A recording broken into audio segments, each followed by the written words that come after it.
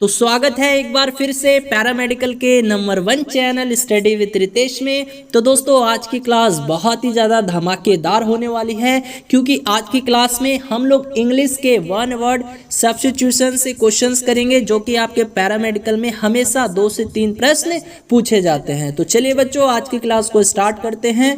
तो क्लास को स्टार्ट करने से पहले एक छोटी सी रिक्वेस्ट है, यदि आप लोग इस चैनल पर नए हो, पहली बार हो, तो इस चैनल को सब्सक्राइब कर लो और बेल आइकन को हिट कर लो। चलिए स्टूडेंट, पहला क्वेश्चन है one who is present everywhere, यानी जो सभी जगह विद्यमान हो उसको एक शब्द में क्या कहेंगे? Omnipresent, omnipotent, omniscient, audience. जल्दी से बता दीजिए, जल्दी से। One who is present everywhere यानी जो सभी जगह विद्यमान हो उसको एक शब्द में क्या कहेंगे? वेरी गुड, क्या कहेंगे? ओमनी प्रेजेंट कहते हैं, है ना, ओमनी प्रेजेंट। हिंदी में क्या कहेंगे बच्चों? ओमनी प्रेजेंट को सर्वभूत, ठीक है, सर्वभूत या फिर परमेश्वर भी कह सकते हो। आप सभी बच्चे जानते हैं कि परमेश्वर यानी भगवान सभी जगह विद्यमान होते हैं, हर एक जगह भगवान है ना। तो one who is present everywhere यानी ओमनी प्रेजेंट हो जाएगा। बात करेंगे बच्चों, बात करेंगे ओमनीपोटेंट के बारे में। तो ओमनीपोटेंट का मतलब होता है सर्वशक्तिमान। क्या होता है? सर्वशक्तिमान, यानी जो बहुत ही ज़्यादा पावरफुल व्यक्ति हो। इंग्लिश में बोल सकते हो one who is powerful. One who is powerful यानी ऐसा व्यक्ति जिसके पास काफ़ी ज़्यादा पावर हो, है ना। जैसे नेता वेता आप लोग देखे होंगे, नेता वेता के पास काफ़ी ज़्यादा पावरफुल व्यक्ति होते हैं वो लोग, तो हम लोग बोल सकते हैं ओमनीपोटेंट। तो ओमनीपोटेंट का मतलब क्या होता है? सर्वशक्तिमान, यानी वन हु इज पावरफुल, जिसके पास काफ़ी ज़्यादा पावर होता है। बात करेंगे बच्चों ओमनीसिएंट के बारे में। तो ओमनीसिएंट का मतलब होता है जो सब कुछ जानता हो, एकदम बोल सकते हो सर्वज्ञ, सर्वज्ञ, ठीक है। और इंग्लिश में कैसे पूछा जा सकता है क्वेश्चन? अगर आपसे पूछेगा वन हु नोज एवरीथिंग, क्या जवाब दीजिएगा? वन हु नोज एवरीथिंग यानी ऐसा व्यक्ति जो सब कुछ जानता हो, सर्वज्ञ हो वो। बताओ उसको एक शब्द में क्या कहेंगे? अब स्टूडेंट बात करेंगे ऑडियंस के बारे में। तो ऑडियंस का मतलब क्या होता है? श्रोतागण। क्या होता है बच्चों? श्रोतागण होता है, यानी a number of people listening to a lecture.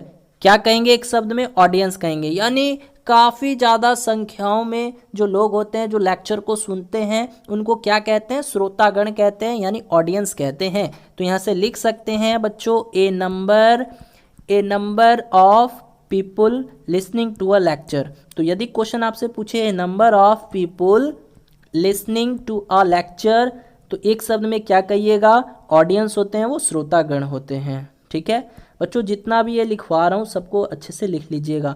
A number of people listening to a lecture, एक शब्द में क्या? ऑडियंस कहेंगे। चलिए बढ़ते हैं अगले क्वेश्चन की तरफ। अगला क्वेश्चन है student a lover of Mankind, यानी जो मानव जाति से प्यार करता हो उसको क्या कहेंगे? फिलैंथ्रोपिस्ट, मिसएंथ्रोप, या एल्ट्रुइस्ट, या ओपैक। जल्दी से बता दीजिएगा प्यारे बच्चों। तो जल्दी से बता दीजिए ए लवर ऑफ मैनकाइंड यानी जो मानव जाति से प्यार करता हो। वेरी गुड, क्या कहते हैं एक शब्द में? फिलैंथ्रोपिस्ट कहते हैं। हाँ जी, फिलैंथ्रोपिस्ट का मतलब होता है मानव जाति से जो प्यार करता है उसको कहते हैं। मानव प्रेमी भी कह सकते हो आप लोग, मानव प्रेमी, ठीक है। हाँ बच्चों, अब बात करेंगे मिसएंथ्रोप के बारे में। अब बात करेंगे हम लोग मिसएंथ्रोप के बारे में। तो इसका मतलब होता है ए हेटर ऑफ मैनकाइंड, यानी जो मानव जाति से घृणा करे, नफरत करे, उसको बोलते हैं मिसएंथ्रोप। यानी ए हेटर, ये लिखते चलिएगा, a hater of mankind, a hater of mankind, उसको एक शब्द में क्या कहेंगे बच्चों? उसको एक शब्द में मिसएंथ्रोप कहेंगे। बात करेंगे एल्ट्रुइस्ट के बारे में। एल्ट्रुइस्ट का मतलब क्या होता है बच्चों? एल्ट्रुइस्ट का मतलब होता है परोपकारी, परोपकारी। यानी आप लोगों ने देखा होगा बहुत से लोग परोपकारी हैं, अपने बारे में नहीं सोचते हैं, दूसरे की भलाई करते हैं, उनके बारे में सोचते हैं।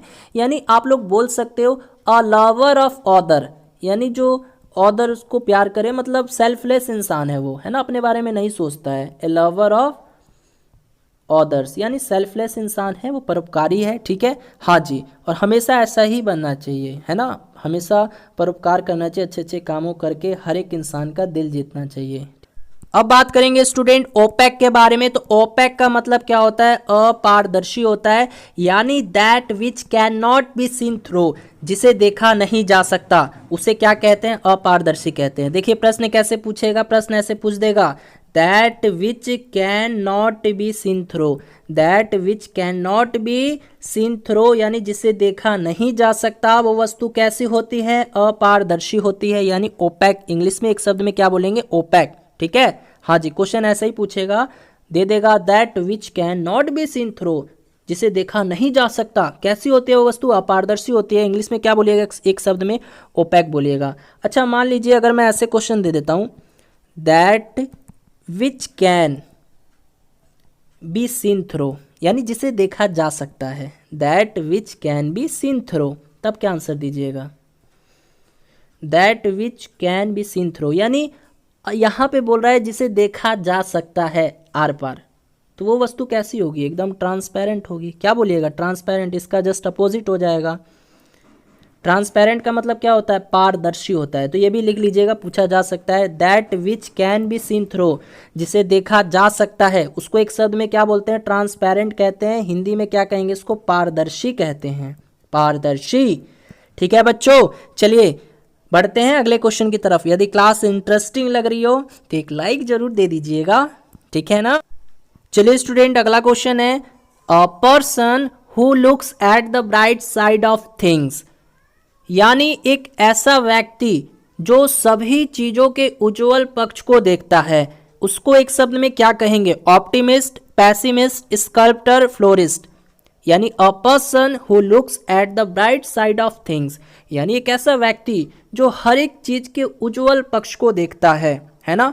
तो वेरी गुड, वो कैसा व्यक्ति है? ऑप्टिमिस्ट है, आशावादी है। ऑप्शन ए जो है सही हो जाएगा, ऑप्टिमिस्ट। ऑप्टिमिस्ट का मतलब क्या होता है? आशावादी, है ना, आशावादी। तो जब भी एक क्वेश्चन ऐसा रहेगा, देखिए आ रखा है ये क्वेश्चन, ध्यान रहे, पूछा गया है a person who looks at the bright side of things, तो उसको क्या कहेंगे? हिंदी में आशावादी कहेंगे, ऑप्टिमिस्ट कहेंगे एक शब्द में इंग्लिश में, ठीक है। और देखिए पैसिमिस्ट का मतलब क्या होता है बच्चों? पैसिमिस्ट का मतलब होता है a person who looks at the dark side of thing, यानी यहाँ पे अगर डार्क लगा दिया जाए तो वो चीज क्या हो जाएगा? पैसिमिस्ट हो जाएगा। और पैसिमिस्ट का मतलब क्या होता है बच्चों? निराशावादी। क्या होता है? निराशावादी। तो याद रखना, याद रखना, जब भी ब्राइट रहे यहाँ पे, यानी उज्जवल पक्ष को देखता हो, तो वो कैसा है व्यक्ति? आशावादी है।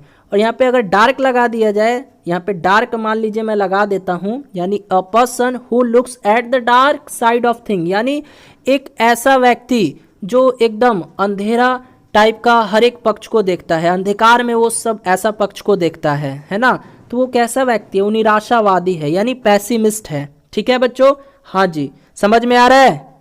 समझ में आ रहा है तो एक बार जल्दी से मैसेज कीजिए सभी स्टूडेंट। हाँ, यानी देखिए ब्राइट रहेगा तो आपको ऑप्टिमिस्ट आंसर कर देना होगा, डार्क रहेगा, डार्क रहेगा बच्चों तो क्या आंसर कीजिएगा? आपको पैसिमिस्ट करना होगा, ठीक है। अब स्टूडेंट बात करेंगे स्कल्प्टर के बारे में। तो स्कल्प्टर का मतलब होता है मूर्तिकार, यानी बोल सकते हो a person who makes figure from stone, यानी a person who makes figure from stone, है ना बच्चों। A person who makes figure from stone, यानी एक ऐसा व्यक्ति जो पत्थरों से प्रतिमाएं बनाता हो, फिगर बनाता हो, है ना। तो उसको क्या बोलेंगे? एक शब्द में मूर्तिकार बोलेंगे। इंग्लिश में क्या बोलेंगे? एक शब्द में स्कल्प्टर बोलेंगे, ठीक है। अब बात करेंगे स्टूडेंट फ्लोरिस्ट के बारे में। फ्लोरिस्ट का मतलब होता है फूल विक्रेता। फ्लोरिस्ट का मतलब क्या होता है? फूल विक्रेता होता है, यानी इंग्लिश में बोल सकते हैं one who deals in flower, यानी जो फूलों का व्यापार करता हो, है ना। One who deals in flower, यानी जो फूलों का व्यापार करता हो, one who deals in flower. और बच्चों एक चीज हमेशा याद रखिएगा, डील्स के साथ प्रीपोजिशन इन आएगा तो उसका मतलब क्या होता है? इसका मतलब होता है व्यापार करना। डील इन, डील इन का मतलब क्या होता है? व्यापार करना, ठीक है, याद रहेगा। तो फ्लोरिस्ट का मतलब होता है फूल विक्रेता। इंग्लिश में प्रश्न कैसे पूछा जा सकता है? यहाँ वन वर्ड सब्स्टिट्यूशंस के माध्यम से, one who deals in flower, यानी एक ऐसा व्यक्ति जो फूल का सप्लाई करता हो, फूल का व्यापार करता हो, उसको क्या कहेंगे? फ्लोरिस्ट कहेंगे एक शब्द में। चलिए बच्चों बढ़ते हैं अगले क्वेश्चन की तरफ। चलिए स्टूडेंट अगला क्वेश्चन है, one who dies for a noble cause, यानी जो नेक काम के लिए इस दुनिया से चले जाते हैं वो व्यक्ति क्या कहलाते हैं बच्चों? जल्दी से बता दीजिए। One who dies for a noble cause, यानी ऐसे व्यक्ति जो एक नेक काम के लिए इस दुनिया से चले जाते हैं, अलविदा कह जाते हैं, नेक काम करते करते वो चले जाते हैं, तो बच्चों उनको हम लोग क्या कहते हैं? शहीद। हिंदी में शहीद कहते हैं, है ना। इंग्लिश में क्या कहेंगे एक शब्द में? बताइए। ऑप्शन है मर्टर्स, फैटल, नोवाइज या मैडन स्पीच। जल्दी से बता दीजिए प्यारे बच्चों, क्या होगा? वेरी गुड, क्या होगा? मर्टर्स होगा, है ना। मर्टर्स, मर्टर्स का मतलब क्या होता है? शहीद, ठीक है, शहीद, ठीक है।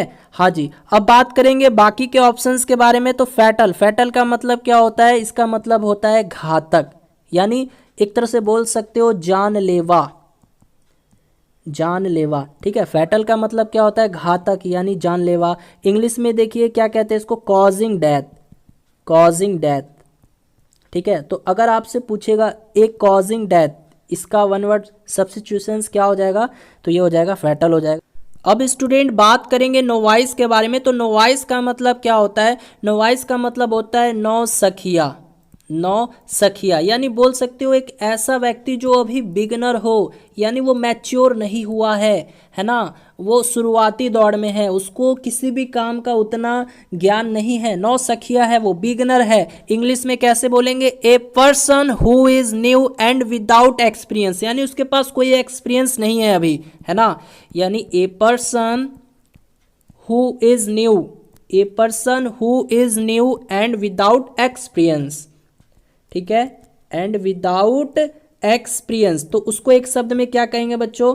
ए person who is new and without experience, उसको एक शब्द में क्या बोलेंगे हम लोग? नौ सखिया बोलेंगे, यानी वो अभी बिगनर है, ठीक है। हाँ जी, उसको किसी भी काम का अनुभव नहीं है अच्छे तरीके से, ठीक है। अब बात करेंगे स्टूडेंट मैडन स्पीच के बारे में। तो मैडन स्पीच का मतलब क्या होता है? मैडन स्पीच का मतलब होता है प्रथम भाषण, प्रथम भाषण यानी फर्स्ट लेक्चर होता है, यानी the first speech delivered by the person, उसको क्या कहेंगे? मैडन स्पीच कहेंगे। अगर आपसे प्रश्न ऐसे पूछता है कि the first speech delivered by the person, delivered by the person, तो उसको एक शब्द में क्या कहेंगे बच्चों? जल्दी से बता दीजिए। The first speech delivered by the person, तो उसको क्या कहेंगे? द फर्स्ट स्पीच, यानी पहला भाषण जो किसी भी व्यक्ति के द्वारा दिया गया हो, उसको क्या कहेंगे? मैडन स्पीच कहेंगे, यानी प्रथम भाषण कहेंगे। चलिए स्टूडेंट अगला क्वेश्चन है, मर्डर ऑफ ए मैन, यानी नर की हत्या करने वाले को क्या कहेंगे? मानव की हत्या करने वाले को क्या कहेंगे एक शब्द में? जल्दी से बता दीजिए। आदमी की हत्या करने वाले को एक शब्द में क्या कहेंगे? Homicide, fratricide, regicide, suicide. बच्चों साइड का मतलब यहाँ पे जो देख रहे हो हर एक वर्ड में साइड लगा हुआ है, तो साइड का मतलब होता है टू किल, यानी मार देना, हत्या कर देना, ठीक है। साइड का मतलब होता है टू किल, यानी मार देना, हत्या कर देना। तो मर्डर ऑफ ए मैन क्या हो जाएगा? वेरी गुड, क्या हो जाएगा? होमिसाइड हो जाएगा। होमिसाइड का मतलब क्या होता है? नर हत्या, यानी जो मानव की हत्या करते हो उन्हें क्या होमिसाइड कहते हैं, ठीक है। अब बात करेंगे फ्रैट्रिसाइड। फ्रैट्रिसाइड का मतलब होता है बच्चों murder of A brother, murder of brother, यानी जो भाई की हत्या करता हो उसको एक शब्द में क्या कहेंगे? फ्रैट्रिसाइड कहेंगे। रेजिसाइड किसको कहते हैं? तो मर्डर ऑफ किंग, यानी राजवध, राजावध, जो राजा को मार देता हो, जो राजा का वध कर देता हो, उसको क्या कहेंगे? उसको हम लोग रेजिसाइड कहेंगे, यानी मर्डर ऑफ किंग, ठीक है। हाँ जी, अब बात करेंगे हम लोग सुसाइड के बारे में। तो सुसाइड का मतलब क्या होता है? मर्डर ऑफ वन सेल्फ, यानी खुद की हत्या कर लेना, मर्डर ऑफ वन सेल्फ, खुद की हत्या कर लेने वाले को क्या कहते हैं? सुसाइड। सुसाइड का मतलब हाँ जी आत्महत्या, है ना। मर्डर ऑफ वन सेल्फ यानी सुसाइड, इसका मतलब क्या होता है? आत्महत्या, ठीक है। चलिए बच्चों बढ़ते हैं अगले क्वेश्चन की तरफ। चलिए स्टूडेंट अगला क्वेश्चन है, one who feeds on human flash, यानी एक ऐसा व्यक्ति जो मानव की मांस खाता हो, ह्यूमन फ्लैश खाता हो, उसको एक शब्द में क्या कहेंगे? Cannibal, carnivorous, herbivorous, none of this. जल्दी से बता दीजिए। One who feeds on human flesh, या ऐसे भी कह सकते हो a person who eats other people, है ना। यानी जो मानव का मांस खाता हो उसको क्या कहेंगे, वो कैसा इंसान होगा, वो नरभक्षी टाइप का ही होगा ना, नरभक्षी मानव। हाँ, तो very good, option number A जो है आपके इस क्वेश्चन का राइट आंसर हो जाएगा। तो ऑप्शन ए यानी one who feeds on human flash, उसको कैनिबल कहते हैं, यानी हिंदी में क्या कहेंगे, नरभक्षी मानव। ठीक है, हाँ जी बच्चों। ओके, अब बात कर लेते हैं बच्चों कार्निवरस के बारे में। कार्निवरस का मतलब होता है क्या, मांसाहारी। कार्निवरस का मतलब होता है मांसाहारी। इंग्लिश में कैसे बोल सकते हैं बच्चों, one who lives on flesh, यानी जो मांस मछली पर जीवित रहता है, जो मांसाहारी टाइप का रहता है, one who lives on flesh, है ना, तो उसको क्या कहेंगे, मांसाहारी बोलते हैं। अब स्टूडेंट बात करेंगे हर्बीवरस के बारे में। तो हर्बीवरस का मतलब क्या होता है, N animal that eats plants, यानी ऐसे एनिमल जो केवल प्लांट्स खाते हो, सच एज ग्रास हो गया, फ्रूट्स हो गया, है ना। तो आप लोग यहाँ लिख सकते हो an animal that eats plants, है ना, उसको हर्बीवरस कहते हैं। ठीक है, हर्बीवरस। ठीक है बच्चों, हाँ, शाकाहारी भी कह सकते हो। An animal that eats plants such as, आपका जैसे में क्या हो जाएगा, बोल सकते हो आपका ग्रास हो जाएगा, घास जिसको कहते हैं, फ्रूट्स हो गया। ठीक है, तो ये सब बच्चों याद रखना है। चलिए बढ़ते हैं अगले क्वेश्चन की तरफ। अगला क्वेश्चन है student, a person who is unable to pay his debts, यानी एक ऐसा व्यक्ति जो अपना कर्जा चुकाने में असमर्थ है। अब वो उसके पास पैसा वैसा नहीं है, वो एकदम दिवालिया हो गया है, लुट गया है ना, वो एकदम कंगाल है। उसको एक शब्द में क्या कहेंगे, इनएक्सेसिबल कहेंगे, इनसॉल्वेंट कहेंगे, न्यूमिस्मैटिक्स कहेंगे, इनकरेजिबल कहेंगे। तो जल्दी से बताइएगा क्या कहेंगे, a person who is unable to pay his debts, inaccessible, inaccessible, insolvent, numismatics, incorrigible. तो बच्चों क्या कहते हैं, इनसॉल्वेंट कहते हैं, यानी ऑप्शन नंबर बी जो है इस क्वेश्चन का राइट आंसर हो जाएगा। इनसॉल्वेंट का मतलब क्या होता है, दिवालिया, एकदम कंगाल, है ना। ठीक है बच्चों, बैंकरप्ट भी कह सकते हो आप लोग, क्या कह सकते हो, इसका एक और इंग्लिश वर्ड है जिसको कहते हैं हम लोग क्या, बैंकरप्ट, यानी एकदम दिवालिया हो गया, कंगाल हो गया। ठीक है, हाँ जी। ठीक है बच्चों, अब बात करेंगे ऑप्शंस के बारे में। तो अगला वर्ड है स्टूडेंट इनएक्सेसिबल। इनएक्सेसिबल का मतलब होता है पहुंच के बाहर। इसका मतलब क्या होता है, पहुंच के बाहर। यानी जब भी आपसे प्रश्न इस प्रकार पूछे कि that can not be easily approached, यानी जिसको इजली वे में अप्रोच नहीं किया जा सकता, यानी वो चीज़ क्या है, पहुंच के बाहर है। यानी that can not be easily approached, that can not be easily approach. ठीक है, तो आपको याद रखना है that can not be easily approached, उसको एक शब्द में क्या कहेंगे हम लोग, इनएक्सेसिबल कहेंगे, यानी पहुंच के बाहर है वो चीज़। ठीक है, हाँ जी। अब बात करेंगे न्यूमिस्मैटिक्स। न्यूमिस्मैटिक्स का मतलब क्या होता है बच्चों, जल्दी से बता दीजिए। न्यूमिस्मैटिक्स का मतलब होता है मुद्रा शास्त्र। इसका मतलब क्या होता है, मुद्रा शास्त्र होता है। यानी अगर हम लोग बात करें अ study of coins, a study of coins, इसको क्या कहेंगे इंग्लिश में एक शब्द में, तो इसको न्यूमिस्मैटिक्स कहेंगे। यानी अ स्टडी ऑफ कॉइन्स, यानी कॉइन्स की स्टडी क्या कहलाती है, ये न्यूमिस्मैटिक्स कहलाती है। अब स्टूडेंट बात करेंगे हम लोग इनकरेजिबल के बारे में। तो इनकरेजिबल का मतलब होता है इनकैपेबल ऑफ बीइंग करेक्टेड। इसका मतलब क्या होता है, इनकैपेबल ऑफ बीइंग करेक्टेड। इसका मतलब क्या हुआ बच्चों, इसका मतलब क्या हुआ, देखिए, इनकैपेबल ऑफ बीइंग करेक्टेड, यानी जिसका सुधार ना हो सके, जिसे सुधारा ना जा सके, तो वो चीज़ कैसा है, इनकरेजिबल है। इनकरेजिबल यानी अशोध्य है, जिसे सुधारा ना जा सके। आई बात समझ में। तो अगर क्वेश्चन ऐसे पूछता है वन वर्ड सब्स्टिट्यूशन से कि इनकैपेबल ऑफ बीइंग करेक्टेड, यानी जिसे सुधारा ना जा सके, उसको एक शब्द में क्या कहेंगे बच्चों, इनकरेजिबल कहेंगे। ठीक है, हाँ जी। चलिए बढ़ते हैं अगले क्वेश्चन की तरफ। चलिए स्टूडेंट, अगला क्वेश्चन है ए प्लेस फॉर बी, यानी एक ऐसा प्लेस जहां मधुमक्खियां रहती हों उसे क्या कहा जाता है? Hive, kennel, stable, wardrobe. जल्दी से बता दीजिए बच्चों। यानी ए प्लेस फॉर बी, एक ऐसा प्लेस जहां मधुमक्खियां रहती हों, मधुमक्खियों का छाता हो, उसको क्या कहा जाता है एक शब्द में? वेरी गुड, क्या कहा जाता है? हाइव कहा जाता है। हाइव, हाइव का मतलब क्या होता है? मधुमक्खियों का छत्ता। ठीक है, मधुमक्खियों का छत्ता होता है इसका मतलब, याद रखिएगा बच्चों। अब स्टूडेंट यदि बात करें कैनल के बारे में, तो कैनल का मतलब होता है कुत्तों की रहने वाली स्थान। कुत्तों की रहने वाली स्थान, यानी कुत्तों के रहने का स्थान। कुत्तों के रहने का स्थान, इसी को क्या कहा जाता है? कैनल कहा जाता है। यानी a place for dogs, a place for dogs. ठीक है, उसको क्या कहेंगे एक शब्द में? कैनल कहेंगे। अब स्टूडेंट बात करेंगे स्टेबल के बारे में, तो स्टेबल का मतलब हो जाता है अस्तबल।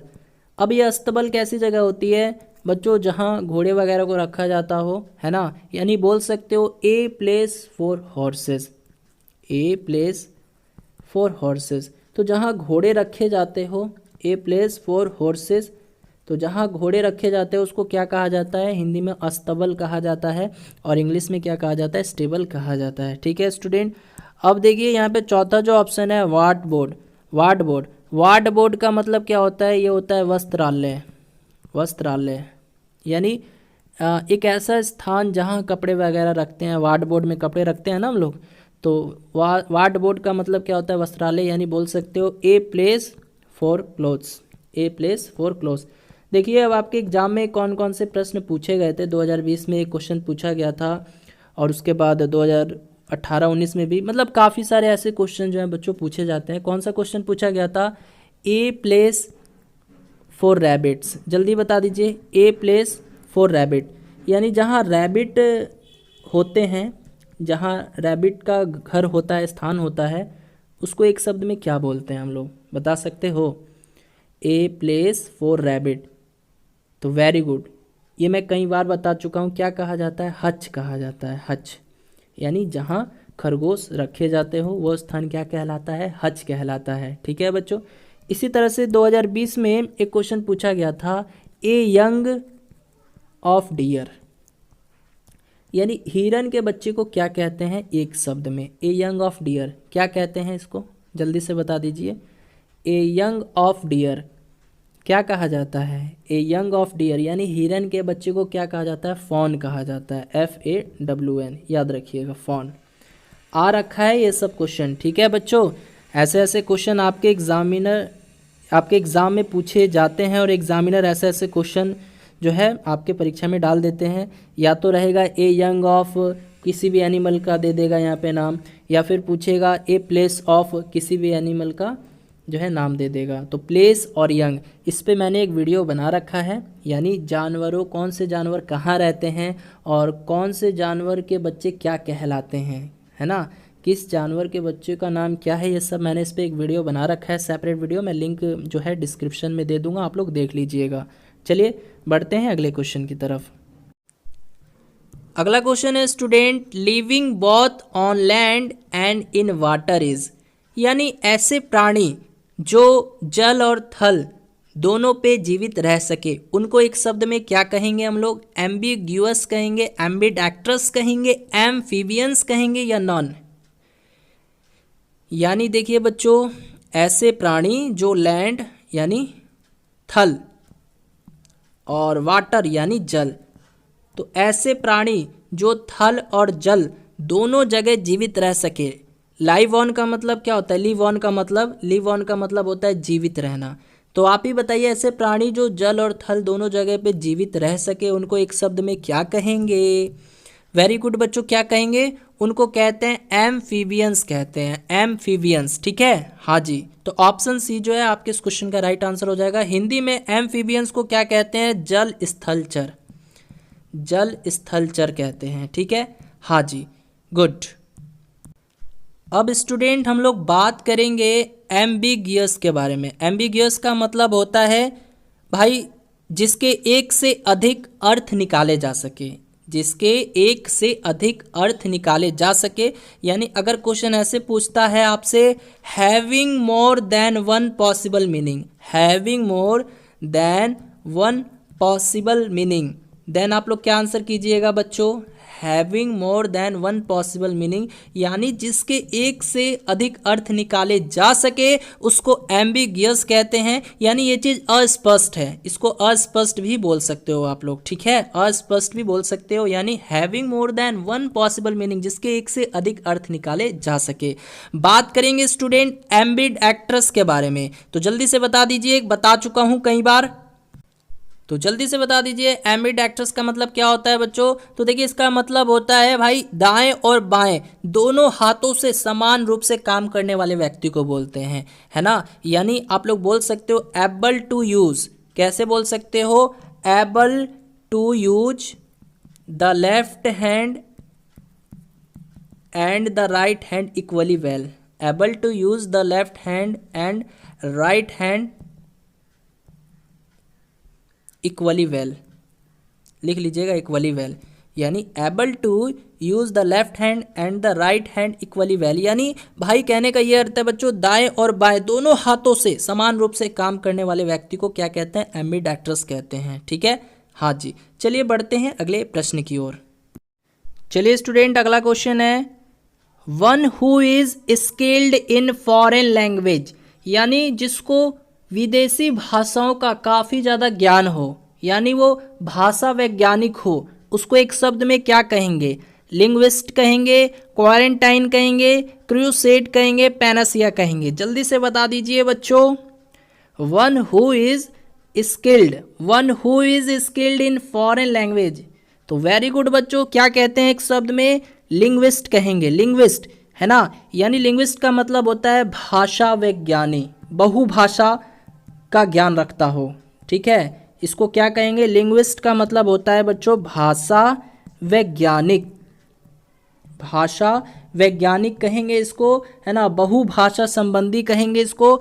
और बात करेंगे क्वारंटाइन, क्वारंटाइन का मतलब क्या होता है बच्चों, क्वारंटाइन का मतलब होता है संक्रमण से बचने हेतु अलगाव।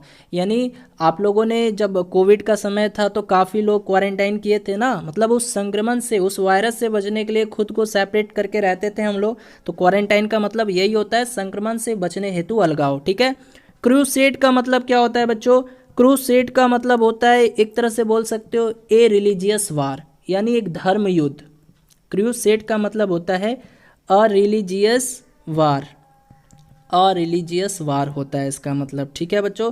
और बात करेंगे पैनासिया के बारे में, तो पैनासिया का मतलब क्या होता है, जल्दी से बता दीजिए। तो ये क्वेश्चन आप लोग के लिए होमवर्क रहा, एक क्वेश्चन, क्योंकि ये मैं बता चुका हूँ, ये मैं बहुत बार बता चुका हूँ, तो मैं देखना चाहता हूँ कौन कौन से स्टूडेंट बताते हैं पैनासिया के बारे में, कि पैनासिया का मतलब क्या होता है ना, और किस प्रकार से प्रश्न पूछा जा सकता है वन वर्ड सब्स्टिट्यूशंस में, तो बताइएगा, ठीक है। तो चलिए बच्चों, यदि आज की क्लास अच्छी लगी हो, इंटरेस्टिंग लगी हो, तो इस क्लास को लाइक दे दीजिएगा, और चैनल पर नए हो तो इस चैनल को भी सब्सक्राइब कर लीजिएगा। मिलते हैं अगली क्लास में, तब तक के लिए bye bye, tata, good night.